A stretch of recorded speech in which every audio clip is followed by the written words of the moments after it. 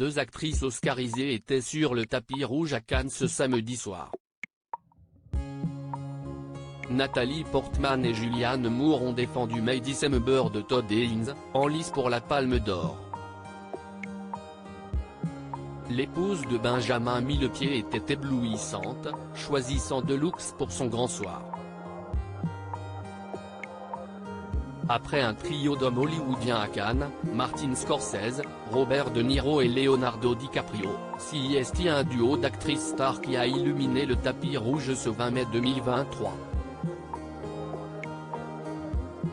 Natalie Portman et Julianne Moore étaient très attendues sur les marches du Palais des Festivals pour présenter May December de Todd Haynes en compétition pour la Palme d'Or.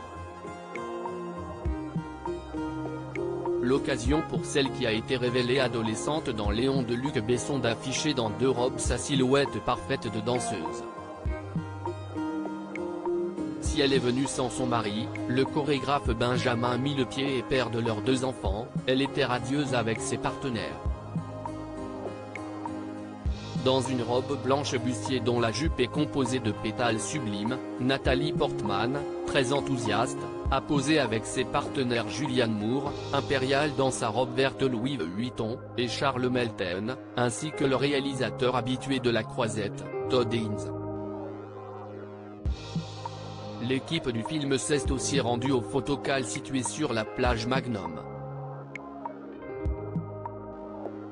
Si l'héroïne de Safe est loin du paradis, du même réalisateur, a gardé la même tenue, celle de Black Swan en a choisi une autre qui faisait d'ailleurs furieusement écho à son personnage dans ce long métrage qui lui avait permis de remporter l'Oscar. Une soirée sous le signe du glamour durant laquelle on pouvait également croiser, très élégante, Camille Lelouch. Dilemme moral May December de Todd Haynes avec Julianne Moore, 62 ans, et Natalie Portman, 41 ans, raconte les faux semblants et le déni d'une relation interdite entre un mineur et une adulte.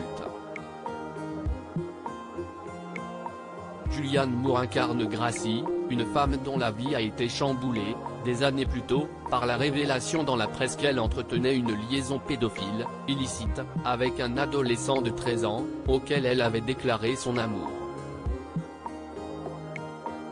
L'adolescent a grandi, le couple a tenu et fait des enfants, mais Gracie, qui s'occupe l'esprit en vendant des gâteaux au voisinage, est toujours inscrite au fichier public des délinquants sexuels, et détestée par ceux qui n'ont pas oublié son histoire.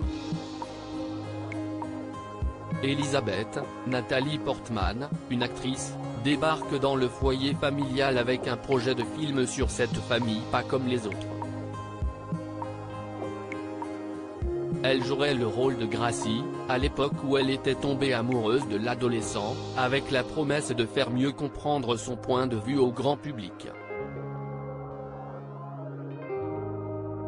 En vivant au plus près de Gracie et de son mari Joyou, Charles Melton, Elisabeth va se rendre compte que la famille n'a jamais regardé son passé en face.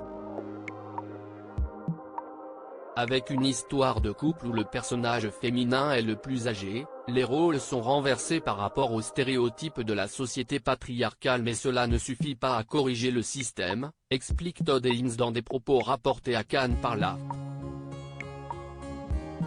May December appartient à ces films qui posent des questions et débattent de dilemmes moraux.